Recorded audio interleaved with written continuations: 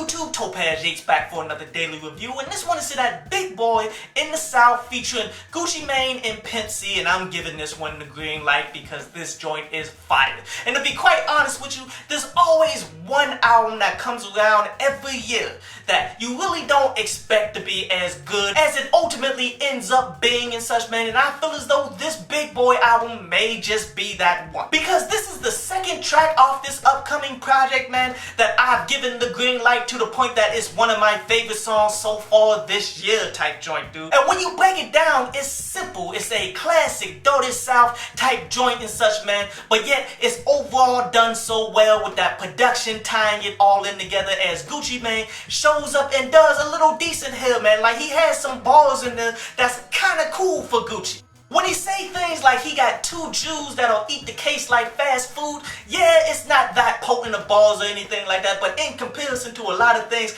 that he's been kicking out throughout his career, that's pretty solid and such, man. While when you look at Big Boy, it's not so much the potency of his punchlines or anything, it's more of the delivery and the flow and the overall swag that he brings to the track, as he just adds the right energy on top of everything here, man. Just overall, keep an eye open for this Big Boy album because it could be something that's really great. And the cherry on top of this track, man, is having Pimp C on the hook and all that, but I love the way they did it, where at the end of Big Boy's second verse, it goes into the hook, but then it brings it right back to his verse and such, man. The way they did that was really skillful, man. Definitely go out and cop that joint, man. But a quick recap here. The positives that I'm taking from this is everything. The negatives is nothing. But this concludes today's review, and now we're going to jump to a brief instrumental from underground producer D Begun before we take some of your questions.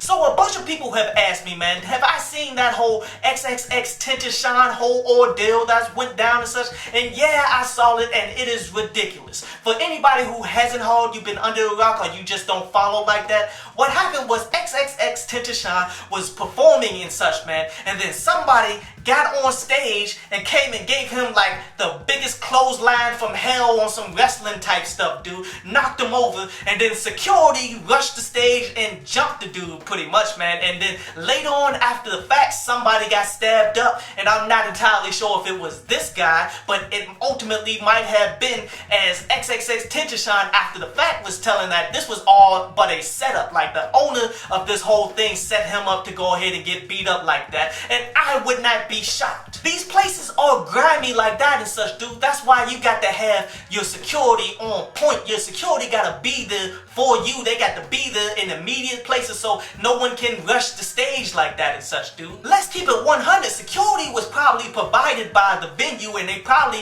allowed that to happen and such, even though they went and retaliated and all that stuff, dude. But in the end, you should always have your own security whenever you doing anything, man.